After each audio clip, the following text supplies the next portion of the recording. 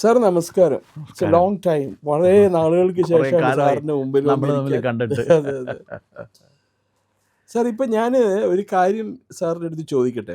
പണ്ടേ ഈ കേരളത്തിലെ ഒരു പൊളിറ്റിക്കൽ പാർട്ടിയെ കുറിച്ചിട്ട് ജനങ്ങളുടെ ഇടയിൽ പൊതുവെ ഉണ്ടായിരുന്ന ഒരു വിശേഷണം ഇതായിരുന്നു: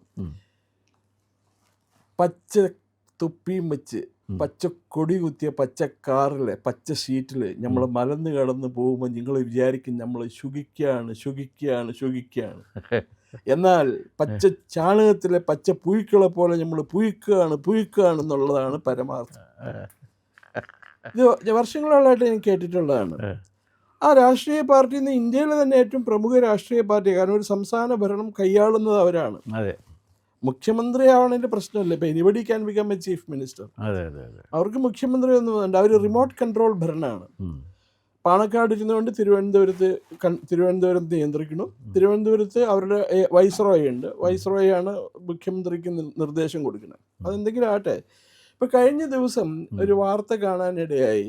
ഈ മുഖ്യമന്ത്രി, കേരള മുഖ്യമന്ത്രി മാതാ അമൃതാനന്ദമയിനെ പോയി കണ്ടു സന്ദർശിച്ച ആശീർവാദമൊക്കെ മേടിച്ചു.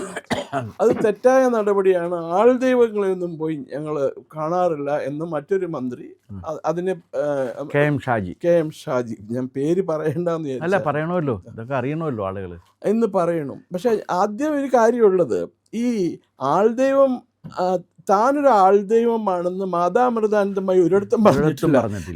ഇപ്പോഴും പറഞ്ഞ ഞാനൊരു പാവം സ്ത്രീയാണ്. എൻ്റെ അടുത്ത് ആൾക്കാർ ഭക്തൻ്റെ കർണവാനം പേര് വരുന്നുണ്ട്. ഞാൻ അവരുടെ പരാതികൾ മുഴുവൻ കേൾക്കും, അവരെ സമാധാനിപ്പിച്ച് വിടുന്നല്ലാതെ ഞാൻ വലിയ അത്ഭുതങ്ങളൊന്നും സൃഷ്ടിക്കാറൊന്നുമില്ല, എന്നെക്കൊണ്ട് അതിനുള്ള കഴിവില്ല എന്ന് ഓപ്പണായിട്ട് പറയും. അതാണ് അവരുടെ ഏറ്റവും വലിയ മഹത്വം എന്ന് പറയുന്നത്. അപ്പോൾ ഇവർക്ക് ഇങ്ങനെ ഒരു വ്യക്തിയെ, അമൃതാനന്ദമയെ പോലുള്ള ഒരു വ്യക്തിയെ ആൾദൈവമായിട്ട് പറയാൻ പറ്റും? അതെന്താ കാര്യം എന്ന് വെച്ച് കഴിഞ്ഞാൽ, അമൃതാനന്ദമയി അമ്മ തീർച്ചയായിട്ടും ഒരു മഹാത്ഭുതം തന്നെയാണ്. അതിലെനിക്കൊരു സംശയമില്ലാത്തതാണ്. കാരണം ഇന്ത്യൻ സാഹചര്യത്തിൽ ഒരാൾ പ്രശസ്തിയിലേക്ക് വരണമെങ്കിൽ ചില അടിസ്ഥാന ഘടകങ്ങളുണ്ട്. സ്ത്രീ ആകരുത്, പുരുഷനായിരിക്കണം. പിന്നോക്ക സമുദായമാകരുത്, ബ്രാഹ്മണനായിരിക്കണം. വിദേശ വിദ്യാഭ്യാസം അല്ലെങ്കിൽ ഇംഗ്ലീഷിൽ നല്ല പരിജ്ഞാനം വേണം. സംസ്കൃതം നന്നായിട്ട് അറിഞ്ഞിരിക്കണം. ഒരു വലിയ ഓർഗനൈസേഷൻ പിന്നിൽ വേണം. അമ്മയുടെ കാര്യത്തിൽ ഇതൊന്നുമില്ല, സമ്പത്തുമില്ല. ഇതെല്ലാം സീറോയാണ്. ഈ സീറോയിൽ നിന്നാണ് ഇന്ന് ഇപ്പോൾ ലോകത്ത് ഏറ്റവും കൂടുതൽ അറിയപ്പെടുന്ന മലയാളി ആരാണ് എന്ന് ചോദിച്ചു കഴിഞ്ഞാൽ ഒരു സംശയവും വേണ്ട, അമ്മ തന്നെയാണ്. ആ അവസ്ഥയിൽ അമ്മ എത്തിക്കഴിഞ്ഞപ്പോൾ സ്വാഭാവികമായിട്ടും ഒരുപാട് പേർക്ക് അതിനോട് പൊരുത്തപ്പെടാൻ കഴിയാത്ത വിധത്തിലുള്ള അസൂയയുണ്ട്. അതിലൊരു വിഭാഗത്തിൻ്റെ പ്രതിനിധിയായിട്ടാണ് ഷാജി വന്നിരിക്കുന്നത്. അതവിടെ ഇരിക്കട്ടെ. ഇനി ഞാൻ വേറൊന്ന് ചോദിക്കട്ടെ. നേരത്തെ കുമാർ പറഞ്ഞതുപോലെ തന്നെ അമ്മ ഒരു അത്ഭുതവും കാണിക്കുന്നില്ല. അവിടെ ചെല്ലുന്നവരുടെ പരാതികൾ കേൾക്കുന്നു, അവരുടെ പ്രശ്നങ്ങൾ പരിഹരിക്കുന്നു, അവരെ സമാശ്വസിപ്പിക്കുന്നു, പോകുന്നു. ഇതാണ് അമ്മ ചെയ്യുന്നത്. ഇത് ആൾദൈവമാണ് എന്നുണ്ടെങ്കിൽ പാണക്കാട് കുടുംബത്തിലുള്ള മുഴുവൻ തങ്ങൾമാരും ആൾദൈവങ്ങളാണ്. കാരണം അവർ ചെയ്യുന്നത് എന്താണ്? അവർ രാവിലെ അവിടെ ഇരിക്കുന്നു. പാവപ്പെട്ട മുസ്ലിങ്ങൾ അവരുടെ ഒരുപാട് പ്രശ്നങ്ങളുമായിട്ട് ചെല്ലുന്നു. ആ പ്രശ്നങ്ങളെല്ലാം ഈ തങ്ങളിരുന്ന് കേൾക്കുന്നു. കേട്ട് കഴിഞ്ഞതിന് ശേഷം നമ്മൾ ജപിച്ച് കെട്ടുക എന്ന് പറഞ്ഞാൽ ഓതി തീർത്ത ഈ ഉണക്കലരിയും അല്ലെങ്കിൽ കുരുമുളകും ഒരു വെള്ളി രൂപയും കൊടുത്തിട്ട് ഇവരെ വിടുന്നു, അവർ സമാശ്വസിപ്പിക്കുന്നു. ഇത് ആൾദൈവത്തിൻ്റെ പണിയല്ലേ? എൻ്റെ ചോദ്യം അതാണ്.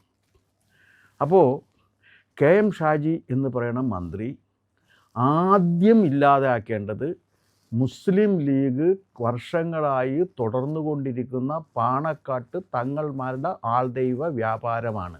ഞാനത് നിർത്താൻ പറയില്ല. കാരണമുണ്ട്. അതെങ്ങാനും തങ്ങൾമാരെ വല്ലതും എതിർത്ത് ഷാജി പറഞ്ഞു കഴിഞ്ഞിട്ടുണ്ടെങ്കിൽ തൃശ്ശൂരിന് വടക്കോട്ടേക്കുകൾ പോവില്ല. അല്ല, ഞാനെപ്പോഴും പറയുന്നില്ല. എന്താ കാര്യമെന്നറിയാമോ? തങ്ങളെ കണ്ടിട്ട് കുറേ മനുഷ്യർക്ക് സമാശ്വാസം കിട്ടുന്നുണ്ടെങ്കിൽ അത് കിട്ടട്ടെ എന്ന്. അതിനല്ല എന്ന് പറയാൻ ഇവരാരാണ്, ഞാനാരാണ്? അത് കിട്ടട്ടെ. പക്ഷേ എനിക്ക് തങ്ങൾമാരുടെ ഒരു ചോദ്യമുണ്ട്. KM ഷാജി പറയുന്ന ഈ അഭിപ്രായം തങ്ങൾമാർ അംഗീകരിക്കുന്നുണ്ടോ? മുസ്ലിം ലീഗിൻ്റെ ഔദ്യോഗിക അഭിപ്രായമാണോ? ആണെങ്കിൽ അവർ തുറന്നു പറയണം. ഇതിനകത്ത് ഒളിച്ചുകളി പറ്റില്ല. അല്ലെങ്കിൽ പറഞ്ഞോട്ടെ, അവർക്ക് തുറന്നു പറയാവുന്നതാണ്.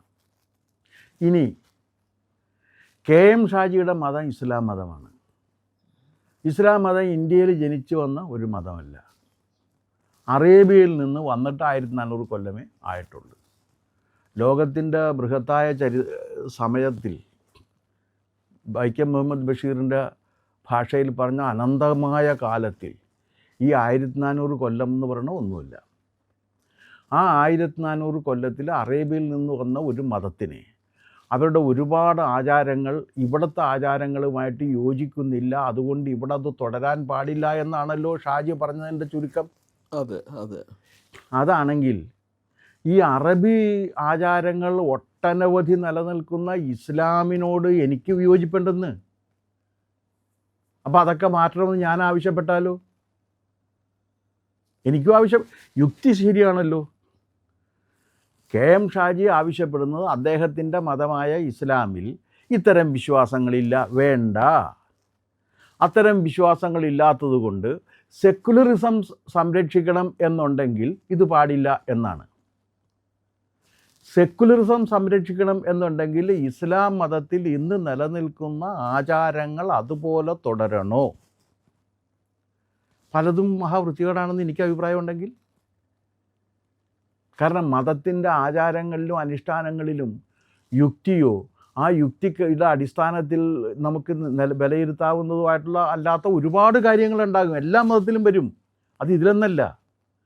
അപ്പോൾ ഇസ്ലാം മതം അറേബ്യയിൽ നിന്ന് വന്ന ഇസ്ലാം മതത്തിനെ പിന്തുണച്ചുകൊണ്ട് എത്രയോ ആയിരത്താണ്ടുകളായി. ഇപ്പോൾ കഴിഞ്ഞ ദിവസം ഒരു വിഗ്രഹത്തിൻ്റെ അവശിഷ്ടം കിട്ടിയിട്ടുണ്ട് ഒരു സ്ഥലത്ത് നിന്ന്. 10,000 കൊല്ലം പഴക്കമുണ്ടെന്ന് എന്താണ് അതിൻ്റെ പേര്? കാർബൺ ടെസ്റ്റിൽ തെളിഞ്ഞു കഴിഞ്ഞു. ഞാൻ ടൈംസ് ഓഫ് ഇന്ത്യയിൽ വായിച്ചതാണ്. ഉത്തർപ്രദേശിൽ.